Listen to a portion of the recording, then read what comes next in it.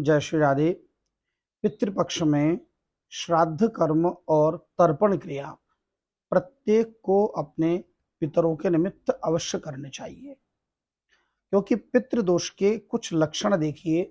जिस घर में पितृदोष व्यापक होता है वहां बहुत से ऐसे अनिष्टकारी लक्षण प्रकट होती हैं, जैसे जैसे वंश वृद्धि का रुक जाना और कदाचित बार बार गर्भ नष्ट हो जाना, अथवा संतान यदि होते भी हैं तो प्राय मंदबुद्धि अथवा कोई अपंग या दिव्यांग जन्मजात किसी असाध्य रोग से ग्रसित होना।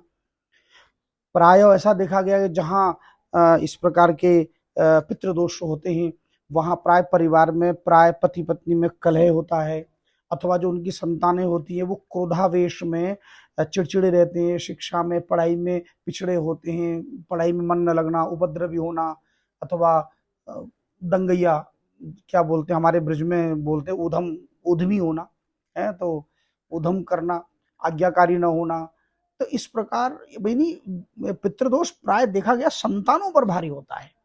और फिर कुछ शरीर में ऐसे रोग जैसे कैंसर है, गोइटर है, या फिर शरीर में गांठें बन जाना, टीबी का जो क्षय रोग है, इस प्रकार के जो असाध्य रोग हैं ये सब पितृदोष के कारण ही परिलक्षित होते हैं। इसके अतिरिक्त परिवार में कितना भी धनोपार्जन करे पर ऐसा लगता है जैसे जैसे धन टिकता ही नहीं है, धन का हमेशा अभाव बने रहना। तो ये सभी पितृदोष। और फिर आधा जो धन है वो तो केवल चिकित्सा में, अस्पतालों के चक्कर लगाने में, कोर्ट कचहरी और थाने के चक्कर लगाने में खर्च हो जाती है। तो ये जितनी समस्याएं हैं ये सब पितृदोष के लक्षण हैं, ध्यान दीजिएगा।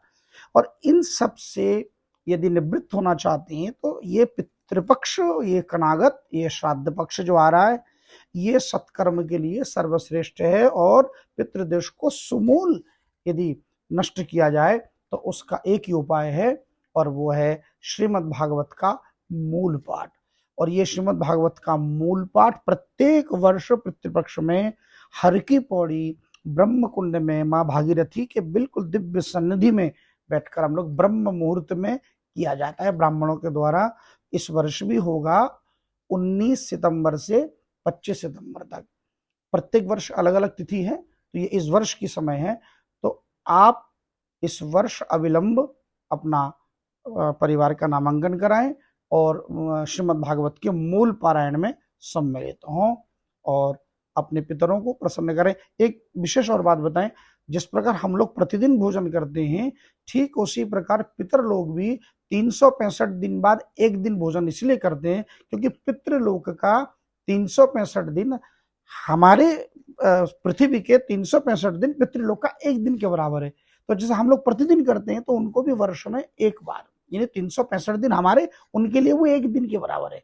तो कल भोजन किया यानी पिछले वर्ष किया, इस वर्ष फिर भोजन। तो भोजन और जल ये प्रत्येक पितरों को देना चाहिए। और ये अवधारणा भी गलत है कि पितृलोक यदि मुक्त हो जाते हैं, तो ऐसा नहीं है। पितृलोक, हम लोग पितृ स्वरूपे जनार्दन हो है, हम लोग पितृ साक्षात नारायण को, जनार्दन को पितृ रूप में पूजते हैं, यानी हम पितरों के रूप में हम अपने श्री कृष्ण को ही, नारायण को ही अर्पण कर रहे हैं। तो इसलिए ये भी कहना बिल्कुल ठीक नहीं है।